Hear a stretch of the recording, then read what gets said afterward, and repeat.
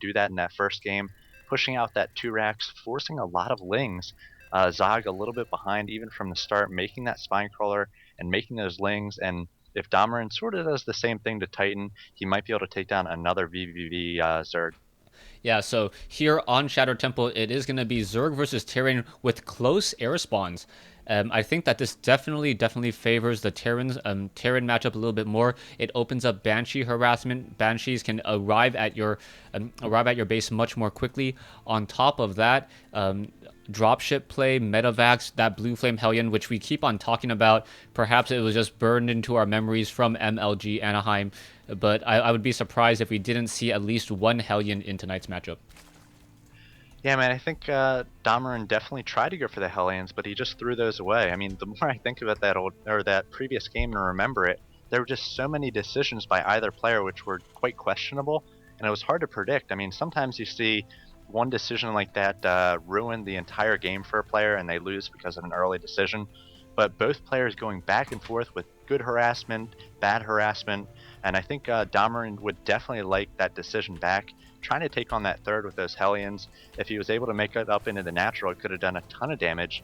So I imagine we'll be seeing the same sort of Blue Flame play, or an attempt at Blue Flame play from a Terran once again here. Same matchup. I imagine his mindset's the same. Yeah, taking a look at Domiran. Domiran already setting up that 2 base barracks. You can see where the next barracks will go.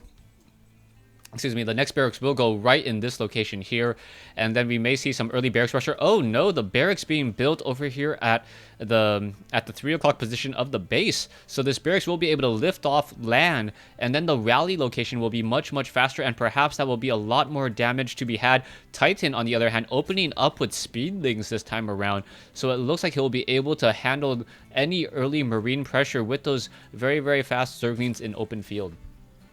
Yeah, Domiran doing a nice job hiding this 2 racks. He knows that Overlord is going to be up at his ramp, so he knows that if he did throw down a racks right away there, it would be spotted. But now he hasn't added a gas yet, so Titan doesn't know whether he's going for a 1 racks expand or whether he is going for that 2 racks. But Titan, one of those players who always opens up pool first, even though he is that macro type player, doesn't go for the hatch first. So he'll be coming out here with at least a few lings, looks like 4 of them, and be able to defend against this early 2 racks pressure from Domiran. Yeah, what Titan really needs to be careful on is he needs to see whether or not this other gas was put down.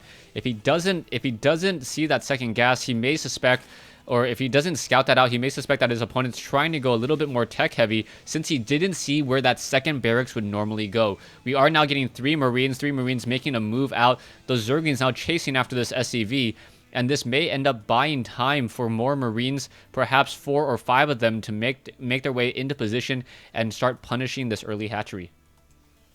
Yeah, it'll be interesting to see what Domiran does. It looks like that barracks wasn't lifted off and landed so that he could. Actually, it might be doing it right now. No, he's going to move it back into a more traditional spot there. So just using these Marines perhaps to defend, and he is adding another 2 racks, so going for heavy barracks play here rather than going for that mech route. So Titan, if he was watching the stream previously, might be expecting those Blue Flame Hellions, but he still hasn't seen the gas either of them taken. He does just have eyes on that northern one, so he needs to move that Overlord and check that southern gas and see what's going on, get some sort of read on his opponent. But he is about to get up this hatchery, and he's got a lot of lings coming out. Yeah, this is a rather strange build. I mean, 4 racks, no expansion, no gas. I would almost say that all I could predict from Domiran is perhaps an SCV Marine all-in, because that's just what would most likely make sense at this point until we do see perhaps a triple gas or a double gas expand or a command center. Things aren't really adding up here, and we'll see whether or not Titan does get a Baneling's Nest. If he doesn't get a Baneling's Nest, he may not be able to stop this or deal enough damage. Yeah, now he's going to see the many Marines out here. There's going to be a bit of an engagement, a nice surround by Titan, so he's going to be able to take down the Marine numbers here. He might actually be able to get into the base with a few lings, and that supply depot was not raised. There's a ling standing on it. Titan doing a nice job of targeting down the supply depot and making sure that it cannot go up, and now he's got 5 lings in the base of Domiran. Yeah, those 5 lings are going to not deal that much damage, but it does spot the additional 2 barracks, and that was important in that trade. Well, yeah, in that trade, Titan just did a good job losing 425 resources. There are still 3 Lings on the inside, and it looks like the Marine trying to shut them down. Not much is really going to be happening here, but he does see everything he needs to see. No command center, no gas, just a lot of Marines. And at some point, I would hope that Titan does go for a Baneling's Nest. Yeah, definitely. And that was a great engagement, a nice trade there, as you mentioned. And when a Zerg player creates that many Lings, if he's not able to do damage and get a trade like that, it can be very, very hurtful or harmful to his overall game because he doesn't want to be creating units. He wants to be able to create drones. So he has to make those units work. Unlike the other races where you can just create an army and grow it over time, a Zerg player doesn't want to create an army until the last possible second, and the army it does have definitely wants to put it to work at all times. Yeah, you can take a look at Titan. Titan with a 31 drone advantage to now 20 SCVs. And it looks like he is going to be able to just sit back and continue to power drone. Now, getting 7 more drones, 8 more drones at this point. And this is exactly what you were talking about, Matron. Just being able to build an army when you need it, and otherwise building a stronger economy. And you're going to see Titan getting up to about 45 drones in just a moment compared to his opponents, only 21, more than 2 to 1 in terms of the worker count. Yeah, the other thing it does is a Terran player, they've got a certain number of Marines or a number of stuff in mind before they want to push out. And if you're able to take down those initial Marines, it's going to be quite a while before Domiran is going to be comfortable here pushing out the number of Marines he has. He is just getting up to the number of Marines where he's comfortable. It looks like it's going to be about 23. But as you mentioned, he only has 23 SCVs.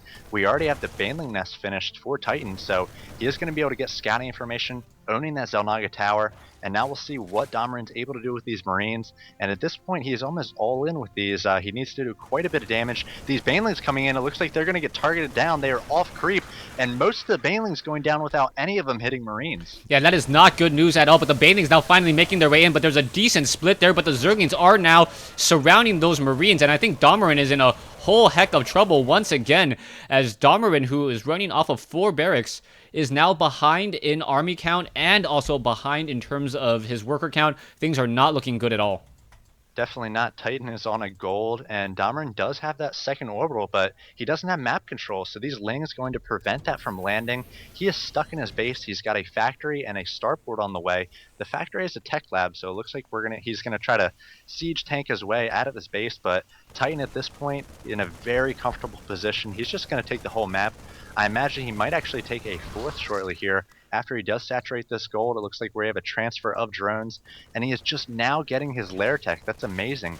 10 minutes into the game, a very late lair. Yeah, one of the only thing that I would say right now is last game I counted Domiran out and he was able to take the game back. So perhaps Domiran's one of those players that really capitalizes on his opponent's mistakes. We'll see whether Titan falls prey to what Zog did, not having smart engagements, perhaps getting a little bit overconfident. But we do know that Titan is just a very, very hard, power-hungry, power-droning Zerg, so that should bode well for him. We are sitting at 58 drones. It looks like he's stopping his drone production just a little bit, so we'll see what is going to be happening in the next course of these next 5 minutes as we are now transitioning into the middle game. Yeah, Titan's such a very smart player, though. He just sacrificed an Overlord. He was able to see the starport, so he knows drops are in play, and he's so far ahead, he's able to be very, very safe. He's placing spine crawlers down in his main in a number of positions so that if a drop does come in, he's going to be able to defend it right away. He's got a macro hatch up and running. He's got that gold up and running. And like I said, I imagine he will take a 4th shortly, just adding the Spire and Baneling speed now that his lair has finished. He needs to get that creep spread out towards the middle a little bit, but those players, they definitely want to inject instead of spread creep quite a bit, get that macro up and running.